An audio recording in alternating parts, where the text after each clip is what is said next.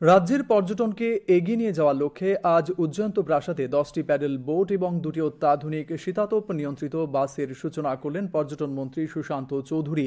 রাজ্যের বিভিন্ন জলাশয়গুলিতে এই প্যাডেল বোটগুলি প্রদান করা হবে। এ উপলক্ষে উজ্জয়ন্ত প্রাসাদে আয়োজিত অনুষ্ঠানে অন্যদের মধ্যে উপস্থিত ছিলেন পর্যটন দপ্তরের অধিকর্তা প্রশান্ত বাদল নেগি সহ অন্য আধিকারিকরা। মন্ত্রী সুশান্ত চৌধুরী বলেন, আগামী দিন এই ধরনের আরও 50টি বোট আনা হবে রাজ্যে। এছাড়াও রাজ্যের পর্যটনকে বিশ্ব পর্যটনের মানচিত্রে নিয়ে যাওয়ার লক্ষ্যে বেশ কিছু পদক্ষেপ গ্রহণ করা হয়েছে বলেও জানান তিনি।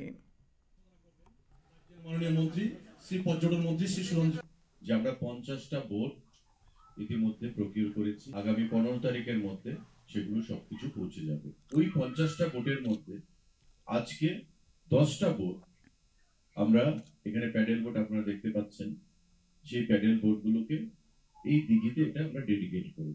আরো 50টা বোট আমরা নতুন প্রকিউর করব, তার জন্য খুব শীঘ্রই টেন্ডার করা হবে। রাজ্যের যে বিভিন্ন জলাশয়গুলো যেখানে পর্যটকদেরকে আকৃষ্ট করে, সেই জলাশয়গুলোতে আমরা প্রদান করি। তার বাইরে অ্যাডভেঞ্চার ট্যুরিজমের ব্যাপারে বলেছেন ডাইরেক্টর, আমরা সেদিকে কাজ করছি।